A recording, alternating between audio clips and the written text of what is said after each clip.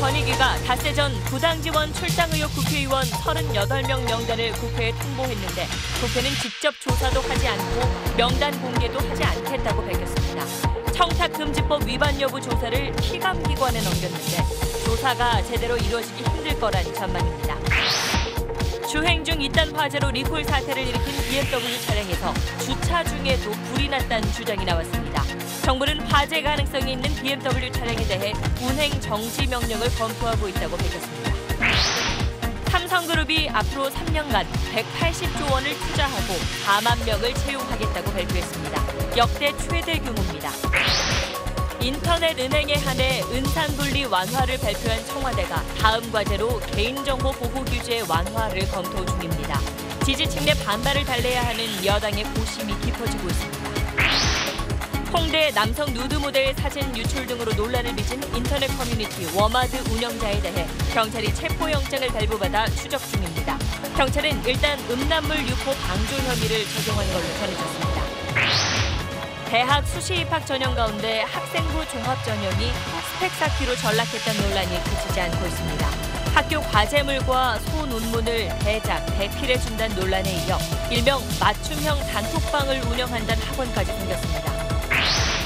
안전상대의약품 지정심의위원회에서 편의점에서 제산제와 지사제를 판매하는 안에 큰 틀의 합의를 이뤘다고 복지부가 밝혔습니다. 하지만 약사회 측은 여전히 반대한다고 밝혔습니다. 전기요금 검침 날짜를 바꾸면 누진제 구간을 피해 올해 폭염 전기요금을 줄일 수 있다는 보도가 나온 뒤 한전의 문의가 빗발치고 있습니다. 사실인지 따져봅니다.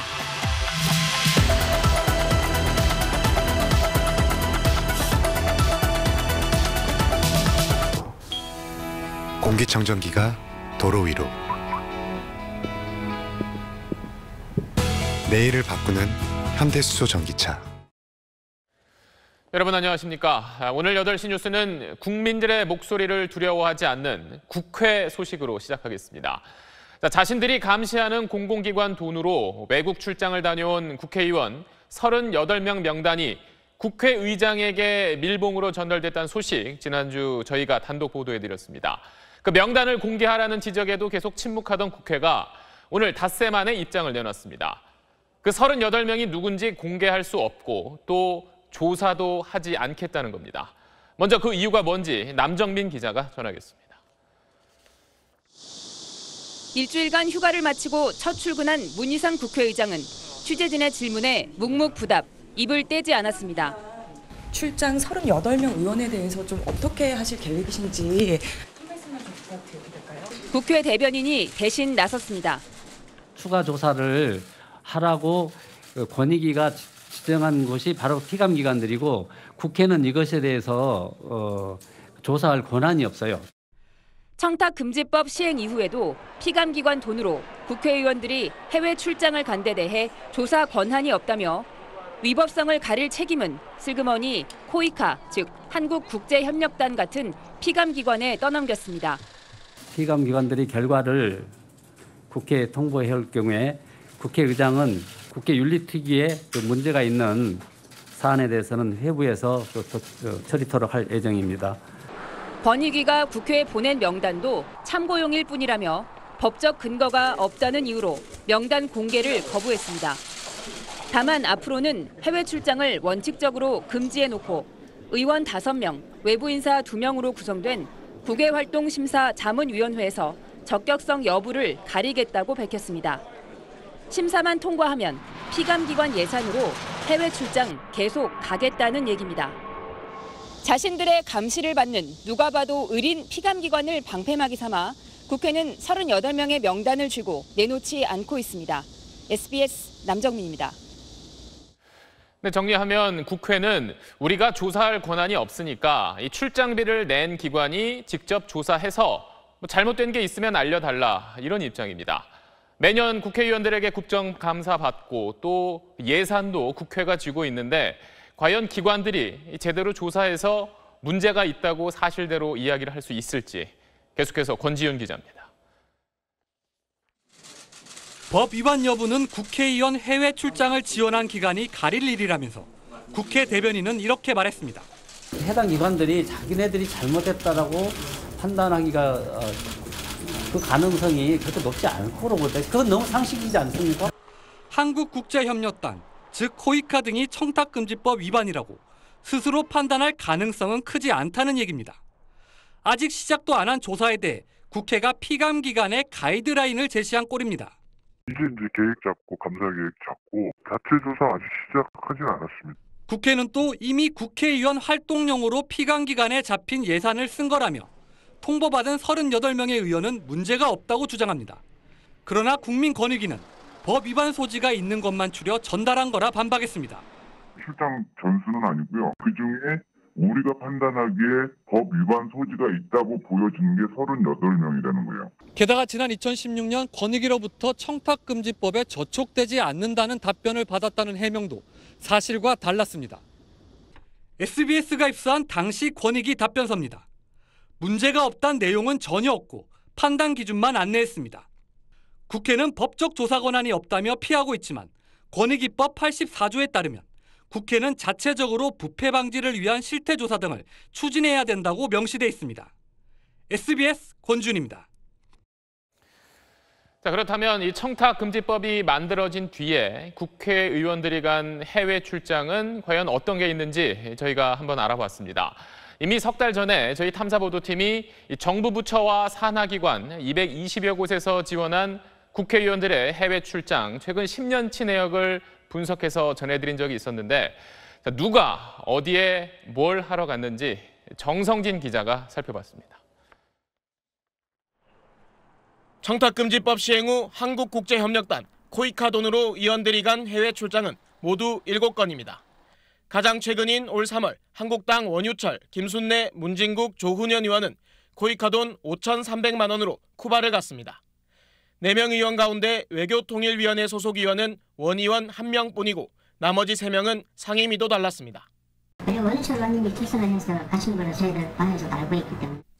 쿠바에서 나흘 수행한 일정 가운데 코이카 업무 관련은 단 한 건, 1시간이 전부였습니다. 연간 8천억 원 예산이 집행되는 코이카 무상원조 사업 감독을 위한 외교통일위원회 의무라고 한 국회 해명이 군색한 대목입니다. 외통위 소속 의원이 간 출장도 모두 친분 있는 같은 당끼리만 다녀왔습니다. 문희상 국회의장은 민주당 심재건 의원과 베트남을, 민주당 이석현, 서른, 김경엽 의원은 우즈베키스탄을 다녀왔습니다. 같은 시기 한국당 소속 원유철, 홍문종, 윤상현, 유기준 의원은 인도네시아 등 3개국 출장을 갔고 올 1월 김무성, 이주영, 정양석 의원도 태국 등 3개국을 다녀왔습니다. 외통위 행정실에서는 그래서 여야가 같이 가는 것으로 짤 텐데 여야가 같이 가기로 했다가 한쪽이 빠져버려요. 막상 닥쳐가지고. 네. 그런 경우들은 이제 불가피하게 그냥 가는 경우도 있을 거예요. 김무성, 원유철, 유기준, 윤상현 의원은 청탁금지법 시행 후 1년에 2차례나 코이카 돈으로 해외 출장을 다녀오기도 했습니다. SBS 정성진입니다. 네, 민의의 전당이라는 국회가 과연 국민들 뜻이 어떤지 제대로 알고 있는 건지 궁금합니다. 그러면 국회 취재기자 연결해서 몇 가지 더 물어보겠습니다. 이세영 기자. 네, 국회입니다. 네, 갑질 출장 의혹에 대해서 결국 이 당사자인 국회가 책임지지 않겠다는 생각인 건가요? 네, 피감기관이 알아서 판단해보란 건데 피감기관 입장에서 국회는 갑이죠. 예산권을 준 데다 필요하면 일거수일투족을 감시할 수 있습니다. 갑이 을한테 누구 잘못인지 알아서 판단하라면 을이 제대로 조사할 수 있을까요? 결국 자체 조사가 흐지부지 마무리될 거고 국회도 끝까지 책임을 피해가지 않겠냐는 관측입니다. 이 정도면은 국회가 반성하고 뭔가 좀 스스로 바꿔보겠다 이런 의지가 없다고 봐야 하지 않을까요? 네, 국외 출장 심사위원회 만들겠다. 이거 넉 달 전에 나온 얘기 그대로 반복한 겁니다. 38명 도대체 누구냐? 국민은 그것부터 공개하라는데 국회는 답이 없습니다. 박지원 의원이 꼼수로 넘기려 하지 말고 명단을 공개하라고 페이스북에 글을 남긴 게 유일하고요. 다른 의원들은 쉬쉬하고 있습니다. 명단에 문희상 국회의장이 있어서 그런지 한 의원은 의장 때문에 뭐라 말을 하기가 어렵다. 의장실에서 판단할 일 아니냐고 했습니다. 조사든 공개든 문희상 국회의장의 결단이 필요해 보입니다. 자, 국민들이 공개하라고 하는데도 아직 공개하지 않고 있는 또 하나가 국회 특활비 내역인데 여기에 대해선 개선 방안이 나온 게 좀 있나요? 네, 어제도 전해드렸지만 투명성 높이는 제도 개선을 하겠다. 대신 공개나 폐지 약속은 못하겠다는 내용입니다. 정의당, 바른미래당은 폐지 당론을 밝혔습니다. 민주당과 한국당은 꼬박꼬박 영수증 남기고 쓰겠다고 했습니다. 또 내년부터는 특활비를 업무 추진비 등으로 전환하겠다고 했습니다. 갑질 출장이나 특활비와 관련해 국민의 목소리는 이 국회가 특권 내려놓으라는 게 핵심입니다. 하지만 국회는 못 들은 척 그거 특권 아니다 이런 말이 하고 싶은 것 같습니다. SBS 이세영입니다. 네, 다음 소식으로 넘어가 보겠습니다. 삼성이 앞으로 3년 동안 180조 원을 투자하고 4만 명을 새로 고용하겠다고 밝혔습니다. 역대 가장 큰 규모입니다. 그제 김동연 경제부총리와 이재용 부회장이 만난 자리에서 발표할 계획이었었는데 먼저 그 자세한 내용을 곽상은 기자가 전하겠습니다. 삼성의 대규모 투자는 핵심 업종의 경쟁력을 지키고 신사업 분야를 키우는 데 집중됩니다. 중국의 추격이 거센 반도체 산업 기술 격차를 벌리고 AI와 5G, 전장 부품, 바이오, 4개의 미래 먹거리 분야를 키우겠다는 계획입니다. 3년간 투자한다는 180조 원은 국내 GDP의 10%에 맞먹는 수준입니다. 130조 원은 국내에 투자되고 나머지 50조 원은 해외 공장 증설과 외국 기업 인수합병 등에 사용됩니다. 애초 3년 동안 2만에서 2만 5천 명 수준으로 잡았던 채용 계획은 4만 명으로 늘렸습니다. 직접 고용으로 전환되는 삼성전자 서비스 협력사 직원 8천 명 정도를 빼면 연간 2, 3천 명이 추가로 고용되는 셈입니다. 삼성은 투자를 늘려 협력사 채용이 확대되는 등의 간접 고용 효과는 70만 명에 달할 거라고 추산했습니다. 경제 활성화와 미래 성장 기반 구축을 위해 진정성 있게 꾸준히 실행하겠습니다. 신규 투자 재원의 90%는 삼성전자가 되고 나머지는 계열사들이 부담합니다. 삼성전자의 현금 보유액이 86조 원에 육박하고 영업이익이 연 65조 원 수준이어서 재원 마련엔 큰 문제가 없다는 게 재계의 분석입니다. 재계에선 삼성의 이번 통큰 투자가 대법원 판결을 앞둔 이재용 부회장의 경영 복귀에 힘을 실어주기 위한 거란 해석을 내놓고 있습니다. SBS 곽상은입니다. 네, 이렇게 삼성이 역대 최대 규모의 투자, 고용 계획을 내놓은 배경은 뭔지 박민아 기자와 좀 더 자세히 살펴보겠습니다. 자, 3년 동안 180조 원을 투자한다. 이거 다른 기업하고 비교해도 상당히 엄청난 돈 아닌가요? 네, 김동연 부총리와 만났을 때 SK가 80조 원, 네. 현대차가 23조 원 발표를 했으니까 네. 상당히 커 보이는 건 사실입니다. 그러네요. 하지만 사실 삼성전자는 작년에 평택 공장 1라인 등 시설과 연구개발에 모두 60조 원을 투자했습니다. 네. 지금도 평택의 2라인, 또 화성의 EUV라고 네. 극자외선 공정을 적용한 반도체 공장을 짓고 있습니다. 그러니까 3년에 180조 원이면 작년 투자 수준을 유지하겠다는 겁니다. 반도체 경기가 꺾이니 많이 논란은 있지만 현재의 호황 국면에서 유지한 경쟁업체와의 격차를 더 벌리기 위해선 이 정도 규모의 투자는 굳이 정치적 고려를 하지 않더라도 충분히 할 만하다고 볼 수 있겠습니다. 사실 뭐 그런 부분도 있지만 이에 앞서서 뭐 대통령, 뭐 부총리, 뭐 논란이 있었지만 직접 삼성에 가서 좀 투자를 당부했었잖아요. 그런 걸 감안해서 삼성이 어떻게 보면 좀 정부의 성의를 보였다 이렇게 볼 수도 있지 않을까요? 네, 그렇습니다. 김용철 변호사의 비자금 폭로로 공식 퇴진했던 이건희 회장을 이명박 정부가 2009년 사면을 해줬고 네. 2010년에 이건희 회장이 경영에 복귀를 했습니다. 네. 그때도 사상 최대라는 26조 원 규모의 투자 계획을 발표했습니다. 지난 2월 2심에서 집행유예를 받고 풀려난 이재용 부회장이 네. 지금까지 공식 석상의 모습을 드러낸 게 지난달 문재인 대통령 만났을 때와 그제 김동연 부총리 그렇죠. 만났을 때 딱 2번입니다. 네. 그러니까 정부에서 경영 복귀의 명분을 만들어주고 일각에서 뭐 멍석을 깔아줬다 이런 표현도 썼는데 네. 삼성은 대규모 투자와 고용 계획을 발표하는 모양새가 8년 전과 아주 비슷합니다. 오늘 삼성 발표에서 청년 일자리, 스타트업 지원, 또 협력사 지원 같은 표현을 강조를 했는데 이건 정부 정책에 적극적으로 협력하겠다라고 성의를 보였다고 볼 수 있겠습니다. 네. 기업이 투자를 더 늘리고 사람을 많이 뽑겠다는 거를 일부러 삐딱하게 볼 필요는 없지만 일련의 과정이 8년 전에 재방송 같다라는 인상을 지울 수는 어렵습니다. 그렇다면 오늘 발표를 계기로 이재용 부회장이 이제 좀 더 공격적으로, 좀 더 적극적으로 경영 활동에 나설 수 있다 이런 가능성이 좀 있을까요? 지난 2월 항소심 결심 공판 최후 진술에서 네. 이재용 부회장이 바닥까지 떨어져 버린 기업인 이재용의 신뢰를 어떻게 되찾을지 생각하면 막막하다 이렇게 얘기를 했습니다. 석방 이후에 삼성전자 서비스 협력업체 직원 8,000명을 직접 채용하겠다고 발표를 했고요. 10년 이상 끌어온 반도체 백혈병 논란과 관련해서 중재안을 그냥 수용하겠다라고도 했습니다. 본인이 얘기한 신뢰 회복을 위해서 이런저런 사회 공헌이나 미래 성장 기반에 대한 고민은 계속하겠지만 대법원 확정 판결이 남아있기 때문에 공개 행보는 자제할 것 같습니다. 네, 알겠습니다. 박민아 기자였습니다. 네, 이번에는 BMW 소식 자세히 알아보겠습니다.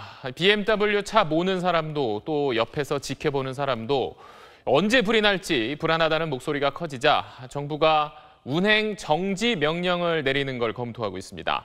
그렇게 되면 안전진단을 받지 않은 BMW 차는 다음 주 수요일부터 몰지 못할 수도 있습니다. 먼저 김웅수 기자입니다. BMW 차량 화재 원인 조사가 진행 중인 자동차 안전연구원을 방문한 김현미 국토교통부 장관은 처음으로 해당 차량에 대한 운행 정지 명령 가능성을 언급했습니다. 안전진단을 받지 않은 차량과 안전진단 결과 위험이 있는 것으로 판정된 차량에 대해 운행 정지 명령을 발동하는 방안을 검토하고 있습니다. 차 주인들의 불편이 예상되지만 터널이나 주유소 등 공공장소에서 불이 나면 더 큰 사고로 이어질 수 있다는 겁니다. 국토부는 그동안 운행 정지 명령에 대해선 부정적인 태도를 보여왔습니다. 현재 법적인 그 근거가 없고요. 사유재산권에 관한 문제인데 이게 정부가 과도한 개입이 될 수가 있어서. 하지만 이낙연 총리가 국무회의에서 국토부의 안일한 대응을 강하게 질책하자 방침이 바뀐 것으로 보입니다. BMW의 긴급 안전진단이 14일까지 예정된 만큼 운행정지 명령은 15일부터 가능합니다. 또 현행법상 운행정지 명령은 중앙정부가 아닌 지방자치단체만 내릴 수 있습니다.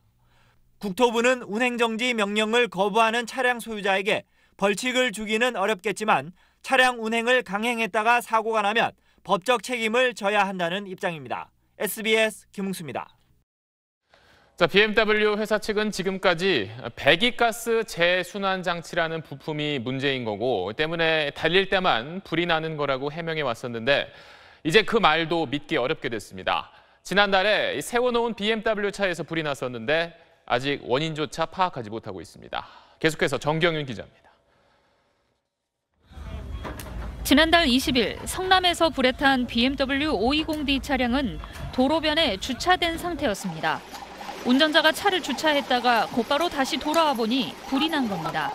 핸드폰을 놓고 온 거예요. 그래서 돌아왔는데 차에 불이 나고 있던 거죠. 근데 그 돌아온 시간이 거의 한 1분 정도.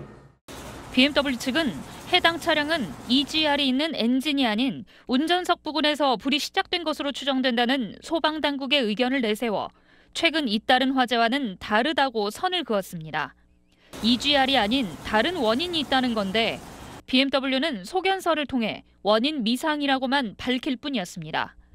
차량 주인은 결국 소송에 참여해 BMW가 화재 원인을 밝혀야 한다고 나섰습니다.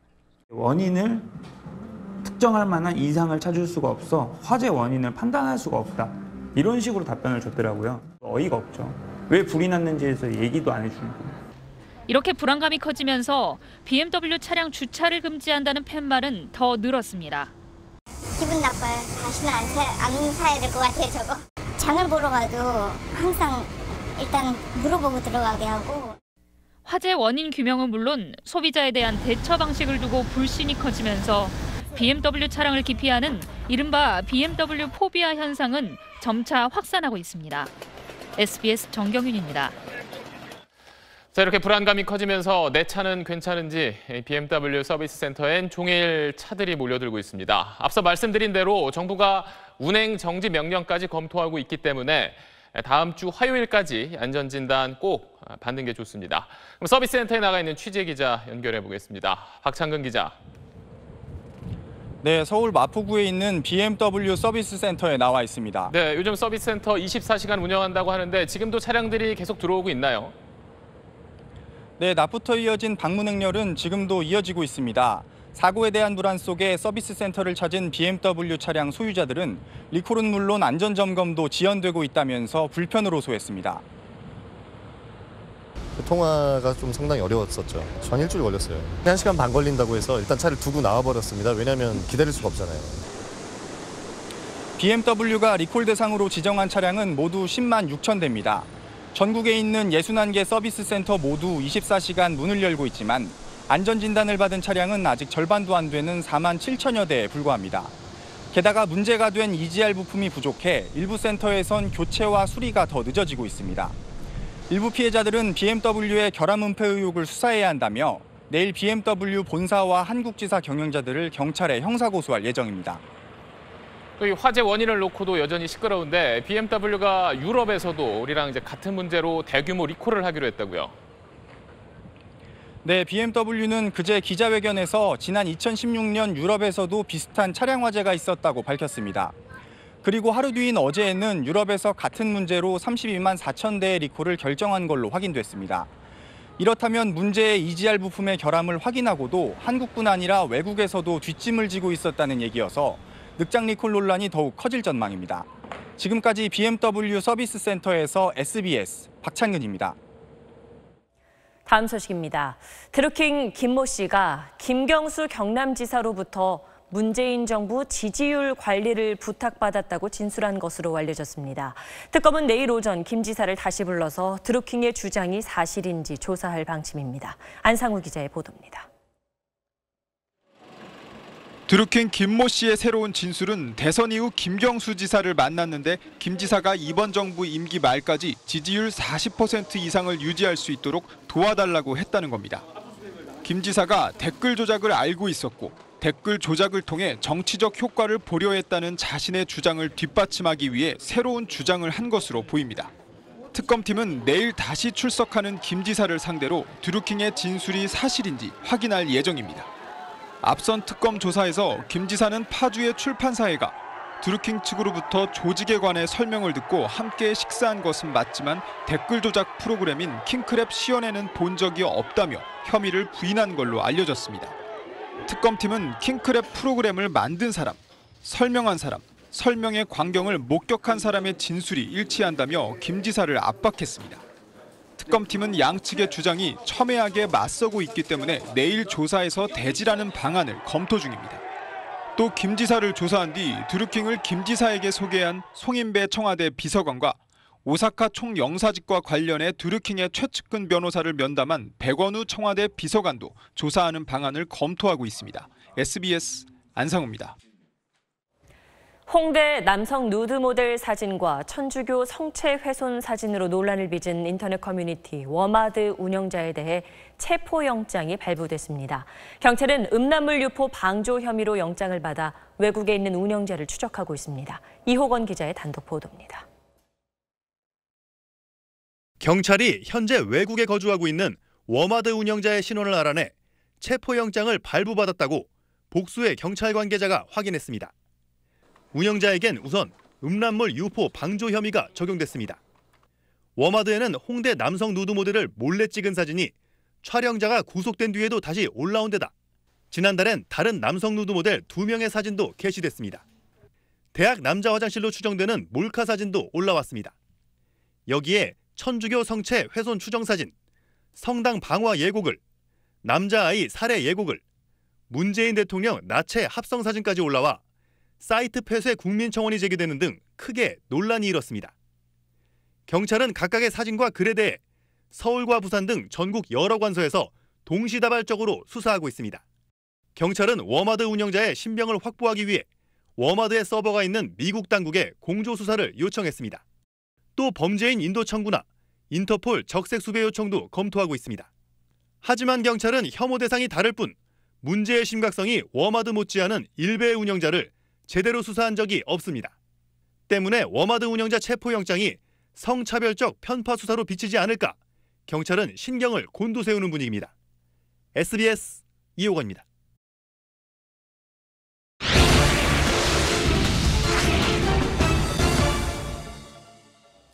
대입제도 개편 방향을 두고 매우 혼란스러운 상황입니다. 그럴수록 학생과 학부모들은 불안한 마음에 사교육에 눈을 돌리는 게 현실이죠. 그래서 저희가 취재를 해보니 금수저 전형, 깜깜이 전형이라는 학생부 종합 전형 학종을 목표로 학생들 대신 각종 성과를 만들어준다는 학원들이 여전히 성업하고 있습니다. 맞춤형 단톡방까지 운영한다는 전문 학원의 실태, 김민정 기자가 기동 취재했습니다. 서울 강남 대치동의 한 학생부 종합 전형 컨설팅 학원. 고교생 학부모라고 하자 학생생활기록부에 올릴 수 있는 교내대회 참가나 소논문 작성을 첫 단추부터 설계해준다고 홍보합니다. 기획 엔진문을 저희한테 올려주시면 저희가 초안을 준비를 보통해요. 학교실 갔다 오고 뭐 하고 하면 새벽 1-2시 되잖아요. 그때 잠깐 키고 한 10분 보는 거예요. 비싸서 그렇지 대신 써주는 것도 가능하다고 합니다. 하시게 된다 그러면 그게 엄청 들죠. 기본적으로 학생이 손을 대는 영역이 없으면 비용이 비싸질 수밖에 없어요. 특히 이 학원은 자신들만의 차별화 전략으로 단체 메신저 대화방을 소개했습니다. 학생 한 명에 강사 여러 명이 달라붙는 단톡방을 통해 생활기록부를 꼼꼼하게 실시간 관리해준다는 겁니다. 단톡방에선 학생 측이 학원에 대놓고 보고서를 써달라고 하고 그러면 학원은 과제물을 외부 전문가에게 외주까지 줘가며 완성하는 방식입니다. 컨설팅 수준을 넘어 아예 대신 스펙을 쌓아주는 게 괜찮은 거냐는 질문엔 이렇게 답했습니다. 대피라고 하거나 대작이라고 하는 것은 학생이 참여를 하지 않고 돈을 받고 이런 거 다 해주는 것은 대작이라고 하는 반면에 저는 그게 아니라 학생 교육을 시켜주는 거죠. 1시간 30분 길이의 컨설팅을 24번 받을 때 비용은 600만 원입니다. 이런 입시 컨설팅 학원이 서울에만 112곳인데 이 업체 같은 곳이 적지 않습니다. 논문 제도 교수님이 따로 계시긴 한데 어느 정도까지 지원과 지도를 할지를 사전에 이제 협의를 하거든요. 과학상도 논문 대회가 있다면 수상을 목표로 하고. 그런데 일선교육청이 1년에 2-3차례 하는 행정점검 대상에 대필과 대작은 빠져 있습니다. 초안 자체가 학생들이 낸 건지에 관해서는 저희가 확인할 길이 있다 보니까 수능 위주 정시를 얼마로 할 것이냐는 논의만큼이나 학종의 공정성, 투명성 확보를 위한 대안 마련도 절실합니다. SBS 김민정입니다. 네, 김민정 기자였습니다. 올여름 유난히 더운 만큼 물놀이 시설마다 사람들이 몰리고 있습니다. 하지만 비싼 입장료를 받는 대형 워터파크의 수질 괜찮은 걸까요? 국제 기준에는 크게 못 미치는 수준입니다. 김혜민 기자가 취재했습니다. 30대 이모 씨는 아이와 함께 워터파크를 다녀온 뒤 아이 다리에서 두드러기를 발견했습니다. 집에 와서 보니까 애기 다리 밑에쯤이 좀 두드러기처럼 났더라고요. 알고는 있지만 갈 수밖에 없네. 수영장 이용 후 온몸에 피부 질환이 생긴 사례도 있습니다. 가슴하고 엉덩이하고 허벅지하고 팔 쪽이 좁쌀 이런 여드름 알레르기처럼 막 온몸에 퍼져가지고. 한국소비자원이 국내 워터파크 4곳의 수질을 조사한 결과 국내 수질 유지 기준은 충족했지만 결합잔류 염소 수치가 크게 높은 것으로 나타났습니다. 결합잔류 염소는 소독제인 염소와 이용객의 땀, 분비물이 섞여 생겨나는데 수치가 높아지면 눈이나 피부 통증, 호흡기 장애 등이 생길 수 있습니다. 이런 질환을 유발할 수 있는데도 국내 수질 검사 항목에선 빠져 있고 기준조차 없습니다. 미국이나 WHO에선 리터당 0.2mg 이하로 엄격하게 관리하고 있습니다. 조사 대상 워터파크는 모두 국제 기준을 훌쩍 넘었습니다. 국내에서는 이 결합잔류 염소가 포함되어 있지 않아서 우리나라도 검사 항목을 추가해서 국제적 수준으로 수질을 관리할 필요가 있는 것으로 나타났습니다. 소비자원은 관계부처의 수질 검사 항목을 추가하고 수질 검사 주기를 단축할 것을 요청하기로 했습니다. SBS 김혜민입니다. 자신의 원양어선에 불을 질러서 보험금 67억 원을 타낸 업체 대표가 구속됐습니다. 여러 명을 동원해가며 완전 범죄를 노렸지만 2년 만에 자작극이 들통났습니다. 박재현 기자의 보도입니다.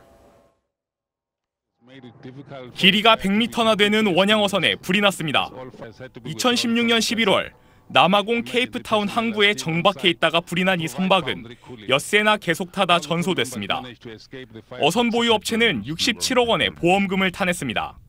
67억 원은 국내에서 선박 화재에 지급된 보험금 중 가장 큰 액수였다고 해당 보험사 관계자는 전했습니다. 그런데 2년 만에 업체 대표 박모 씨의 자작극이었던 걸로 드러났습니다. 박 씨는 3년 전 19억 원을 주고 산 배가 규제 때문에 제대로 조업하지 못하고 적자가 쌓이자 보험금을 100만 달러에서 600만 달러로 늘리고 배를 불태우기로 결심했습니다. 고향 후배 이 씨에게 방화를 지시했고 이 씨는 교묘한 수법을 짜냈습니다. 인화 물질 위에 양초를 올려놓고 양초가 타는 동안 유유히 배에서 빠져나왔습니다.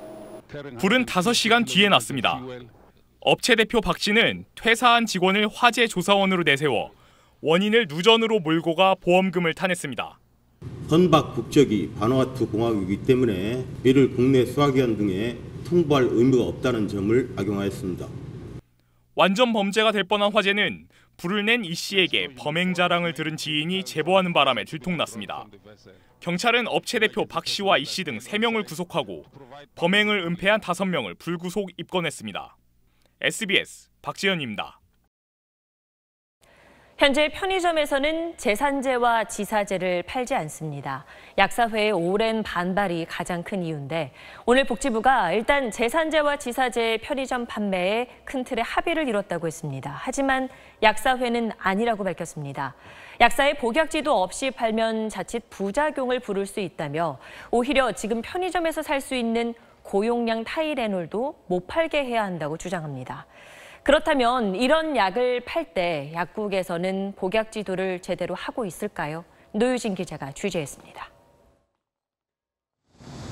편의점에서 타이레놀을 사봤습니다. 타이레놀 있어요. 편의점 직원이 뒤편 약상자에서 500mg 타이레놀을 꺼내줍니다. 하루 최대 용량을 지켜야 하는데 이처럼 편의점에선 아무 설명도 없으니 못 팔게 해야 한다는 게 약사회 주장입니다. 편의점에서 판매할 때와 약국에서만 판매할 때의 부작용 차이는 현격하게 차이가 난다는 점을 갖다가 분명히 말씀을 드립니다. 그렇다면 약국은 다를까? 타이레놀 하나만 주실래요? 약국 역시 아무 설명 없이 약을 내줍니다. 약사회가 같은 이유를 들어 편의점 판매에 반대해온 제산제는 어떨까? 델포스 하나만 주실래요? 약국 3곳을 돌아다니며 제산제를 사봤지만 약사가 복약 방법이나 주의사항을 설명해 준 곳은 한 곳도 없습니다. 약사가 아닌 직원이 그냥 내주는 곳도 있습니다. 한 시민단체 여론조사 결과 응답자의 97% 이상이 상비약의 약국의 판매가 필요하다고 답했습니다. 주말에 안 여는 게 좀 불편한 것 같아요. 밤늦게 안 열고 주말에 안 열면 편의점을 가게 되는 것 같아요. 현재 밤에도 문을 여는 공공심야약국은 전국에 60여 개에 불과합니다. 약사회 등의 반발로 1년 넘게 논쟁만 거듭되면서 시민 편의는 뒷전으로 밀려나고 있습니다. SBS 노유진입니다. 네, 정부가 인터넷 은행 규제를 풀어주는 방안을 추진하면서 논란이 일고 있습니다. 기업들이 인터넷 은행에 지분 투자를 쉽게 또 많이 할 수 있게 하겠다는 건데 이러면 은행 입장에선 자금난을 해결할 수 있고 또 소비자 입장에서는 IT 기술을 접목한 새로운 금융 서비스가 늘어날 수 있습니다. 하지만 이 은행과 산업자본의 유착을 막아야 한다는 은산 분리 원칙이 흔들린다면서 여기에 반대하는 목소리도 만만치가 않습니다. 먼저 김정우 기자가 짚어봤습니다. 국내 인터넷 은행은 출범 초기 시중은행보다 파격적으로 낮은 대출금리 상품을 선보이며 고객 수도 금세 불어났습니다. 하지만 1년이 지난 지금 자본금이 부족해 대출 중단이 반복되는가 하면 금리를 은행 수준으로 다시 올리기도 했습니다. 그래서 인터넷 은행들은 산업자본의 지분 소유를 제한하는 현행 은산 분리 규제를 풀어달라고 호소해왔습니다. 자본 투자가 늘어나야 대출 금리를 내리고 첨단 IT 기술을 접목한 금융 서비스를 개발할 수 있다는 논리입니다. 정부도 같은 판단을 내렸습니다. 인터넷 전문 은행에 한정하여 혁신 IT 기업이 자본과 기술 투자를 확대할 수 있어야 합니다. 현재 여야는 인터넷 은행에 한해 산업자본이 소유할 수 있는 지분율을 34% 또는 50%까지 늘리자는 내용의 법안을 발의했습니다. 하지만 모기업의 대규모 자금을 불법 대출해 금융 고객들이 큰 피해를 봤던 5년 전 동양그룹 사태처럼 부작용이 걱정됩니다. 부실 계열사를 지원하고 그것이 또다시 금융 계열사의 부실까지 연결되는 그룹 전체의 부실화의 연결고리 역할을 이런 우려에 대해 국회는 대주주에 대한 대출을 아예 금지하거나 자산 10조 원 이상의 대기업은 인터넷은행 소유를 계속 제한하는 보완책을 검토하고 있습니다. SBS 김정우입니다. 청와대는 규제 혁신에 더욱 힘을 실어서 이런 논란을 정면 돌파하겠다는 뜻입니다. 인터넷 은행에 이어서 개인정보 보호 규제를 푸는 방안도 검토하고 있는 걸로 확인됐습니다. 이 개인정보 보호는 은산분리 못지않게 진보 진영, 즉 현 지지층에서 중요시하는 이슈인데 때문에 여당은 어려운 숙제를 또 하나 받은 분위기입니다. 이어서 남승모 기자입니다. 청와대 관계자는 다음 규제 혁신 주제로 빅데이터 활용을 위한 개인정보 보호 규제 완화를 검토 중이라고 밝혔습니다. IT 산업의 개인정보 활용은 촉진하되 사생활 침해 방지 같은 안전성은 강화하도록 구체적 방안을 논의 중이라는 겁니다. 데이터 경제라는 새로운 산업 생태계 구축까지 폭넓은 논의가 될 거라고 밝혔습니다. 인터넷 전문은행 은산분리 완화를 대통령이 직접 밝힌 것처럼 빅데이터 산업을 위한 개인정보 규제 혁신도 대통령의 현장 행보로 힘을 실을 방침입니다.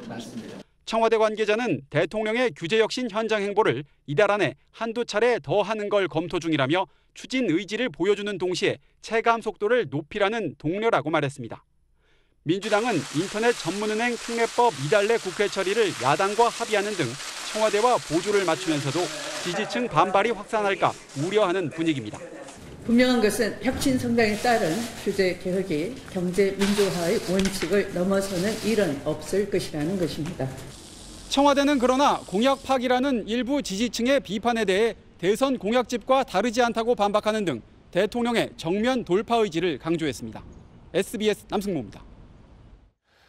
네, 일제 강제징용 피해자 소송에서 대법원이 판결 선고를 미루는 대가로 외국에 보낼 법관 자리를 얻어냈다는 의혹에 대해서 검찰 수사가 속도를 내고 있습니다. 당시 청와대와 외교부 담당자들이 속속 검찰에 불려나오고 있습니다. 이 내용은 김기태 기자가 취재했습니다.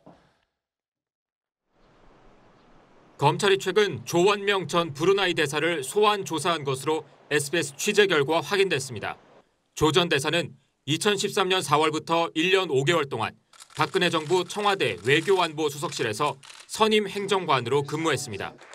2013년 10월 임종원 전 법원행정처 차장이 청와대에서 주철기 당시 외교안보 수석을 만났을 때 외교 담당 행정관이었기 때문에 면담 내용을 알고 있을 걸로 검찰은 보고 있습니다. 검찰은 조 전 대사에게 강제징용 재판과 법관 제외 공간 파견 문제가 어떻게 논의됐는지 캐물었습니다. 내일은 김기춘 당시 대통령 비서실장이 소환돼 조사를 받을 예정이고 강제징용 소송 업무를 담당한 조태열 당시 외교부 2차관과 김인철 당시 외교부 국제법률국장도 곧 소환돼 조사받을 것으로 보입니다. 사법행정권 남용 의혹에 연루된 현직 판사에 대한 조사도 본격화됐습니다. 상고법원에 반대하는 판사들을 뒷조사한 문건을 작성하고 자신의 컴퓨터에 저장된 2만 4천여 건 문서 파일을 삭제한 김모 부장판사가 오늘 처음 공개 소환됐습니다. 현직 판사로서 첫 포토라인 써는 건데 신경 어떠십니까? 네, 성실하게 조사에 임하겠습니다. 검찰은 문건 작성에 관여한 법원행정처 출신 현직 판사들을 잇따라 불러 조사할 예정입니다. SBS 김기태입니다. 트럼프 대통령이 북한에 보낸 친서의 일부 내용을 백악관이 공개했습니다. 폼페이오 장관을 또 보내겠다. 2차 정상회담 용의가 있다는 내용입니다. 하지만 동시에 강경파 볼턴 보좌관을 앞세워 압박도 하고 있습니다. 워싱턴 정하석 특파원입니다.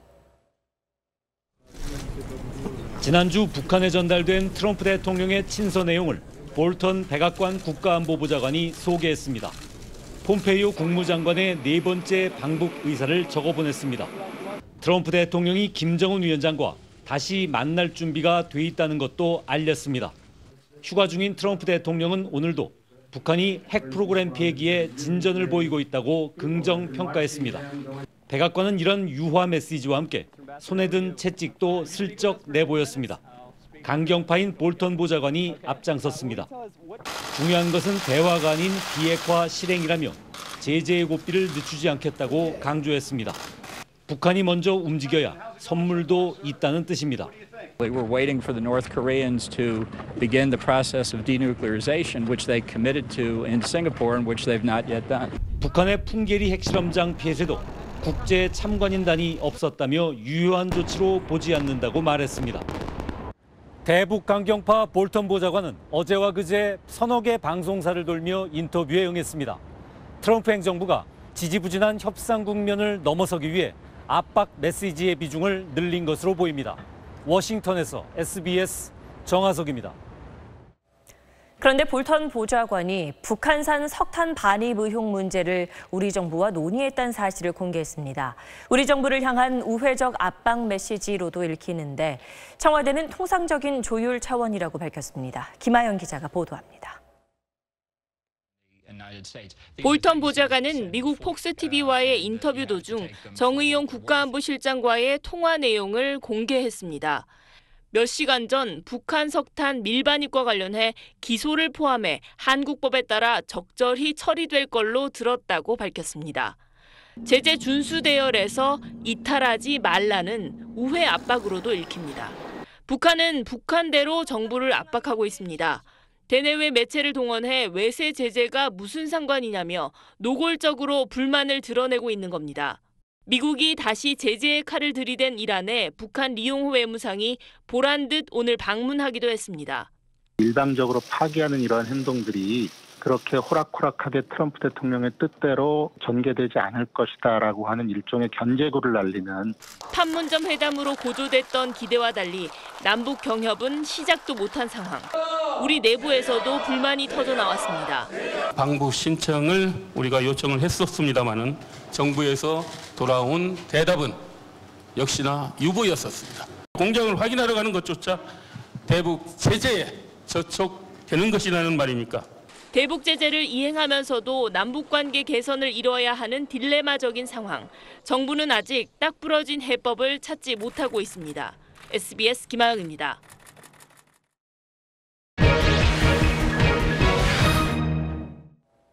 한전 검침 날짜를 바꾸면 누진제 구간을 피해 올해 폭염 전기료를 줄일 수 있다는 보도가 나온 뒤 한전의 문의가 빗발치고 있습니다. 사실은에서 짚어보겠습니다.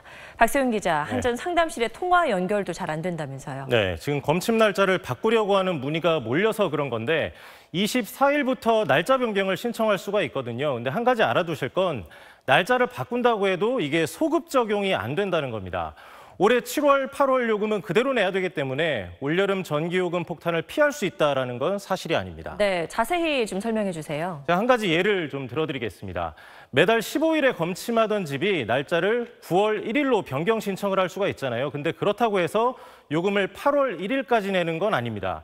8월 14일, 그러니까 폭염 때까지 쓴 요금은 지금 내던 대로 그대로 다 내고 8월 15일부터 30일까지 요금을 새로 지정한 날짜 9월 1일 날 검침한다는 게 한전 측의 설명입니다. 네, 그렇군요. 그럼 검침일을 바꾸면 전기료를 덜 낸다는 보도들은 어떻게 해서 나온 건가요? 그러니까 검침 날짜에 따라서 전기요금이 어떻게 달라지는지 한전이 예를 들어서 만든 표가 있는데 이 표가 최근 공정거래위원회 보도자료에 들어가면서 확정적인 걸로 잘못 알려진 것 같습니다. 네. 그리고 1일 날 검침한다고 전기요금이 꼭 덜 나온다고도 볼 수가 없는 게 폭염 기간이 매년 다르잖아요.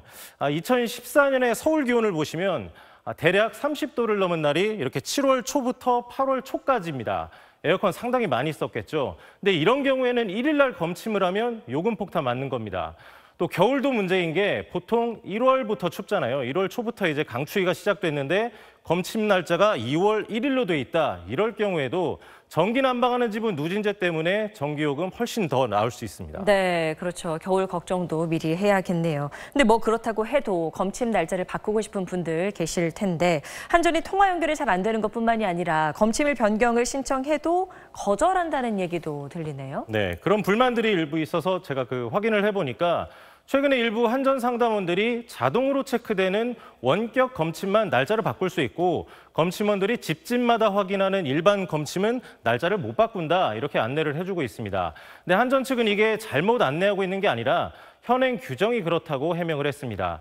24일부터는 양쪽 다 모두 변경 신청을 받는 게 맞고요. 이제 다만 한전 검침원이 5,200명 뿐이기 때문에 전국에 1,000만 가구를 넘게 담당을 하고 있으니까 날짜 조정하는 게 쉽진 않을 것 같습니다. 네, 뭐 이번 폭염 전기료만 생각을 하면 검침일 변경이 큰 의미가 없겠네요. 네, 잘 들었습니다.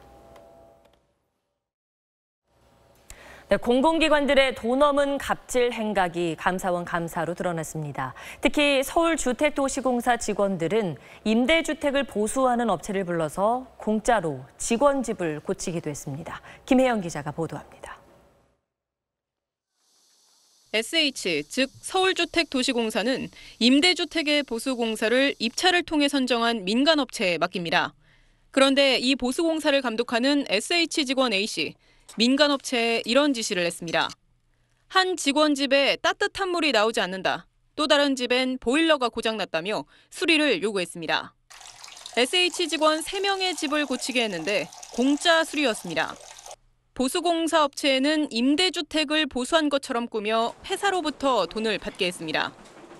현금과 노트북, 심지어 직원들이 야유회에서 신을 등산화까지 이런 하도급 업체에서 받아 챙겼습니다. 감사원은 A씨의 검찰 수사를 의뢰하고 A씨의 파면과 감독을 소홀히 한 직원 2명의 징계를 SH에 요구했습니다. 업무에서는 배제를 시켜야 되니까 지금 현재는 한 상태고요. 이제 인사위원회에서 이제 처분이 될 거고요. 월급이 적다고 맘대로 수당을 만든 경우도 있습니다. 경기 평택항만공사 본부장 B씨는 내부 규정만 고쳐 수당을 신설해 1년 넘게 매달 90만 원씩 더 받아갔습니다. 감사원은 이런 식의 공공부문의 부당행위 27건을 적발해 12명의 징계 문책을 요구하고 이 중 5명에 대해선 검찰 수사를 요청했습니다. SBS 김혜영입니다.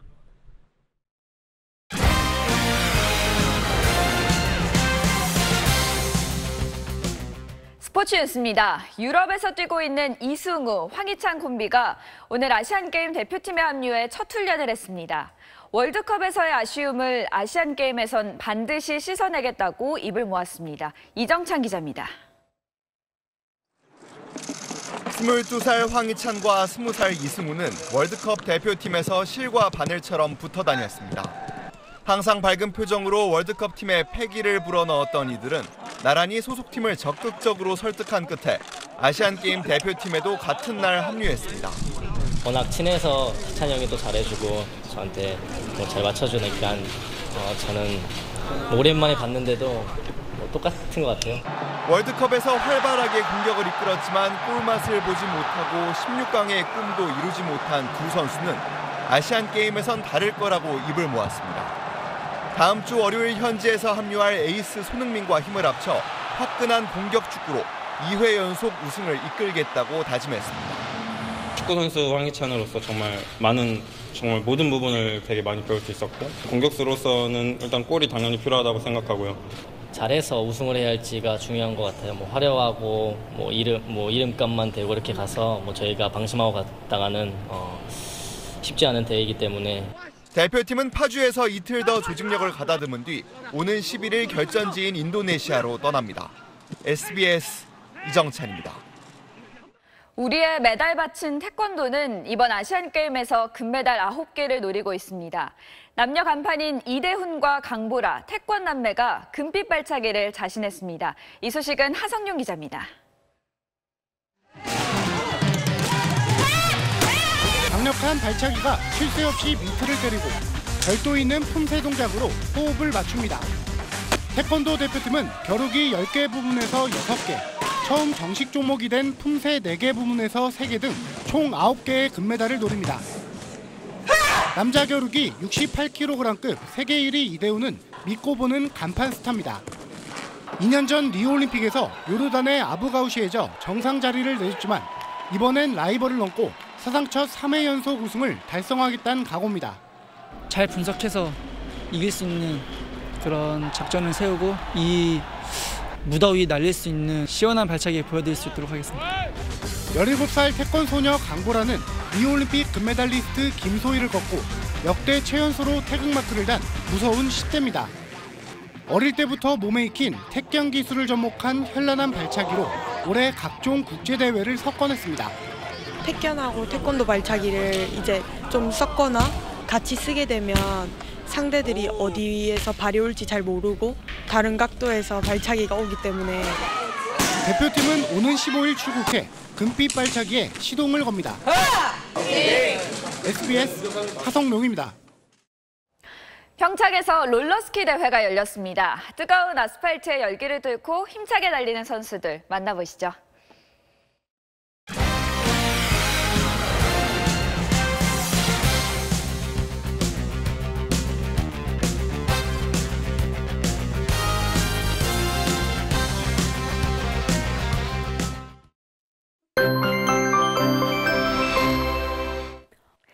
내일도 무더운 날씨가 이어지겠고 많은 지역에 소나기가 내리겠습니다. 내일 하루 동안 100mm가 넘는 비가 예보된 곳이 있습니다. 중북부와 강원 산간, 충북 북부와 경북 북부 지방인데요. 이렇게 많은 비가 짧은 시간 동안 집중될 수가 있기 때문에 각별히 조심하셔야겠습니다. 당분간 바닷물의 높이가 높은 기간입니다. 특히 이번 달 대조기는 올해 중 해수면이 가장 높을 것으로 보이니까요. 저지대에서는 침수 피해 없도록 각별히 조심하셔야겠습니다. 내일 서울은 출근 시간 무렵 소나기가 내리겠습니다. 기온은 32도로 오늘보다 낮겠습니다. 하지만 비가 올 때를 제외한다면 내일도 무더운 날씨가 이어지겠습니다. 모레도 일부 지역에 소나기가 내리겠습니다. 날씨였습니다. 오늘 뉴스는 여기서 마치겠습니다. 고맙습니다.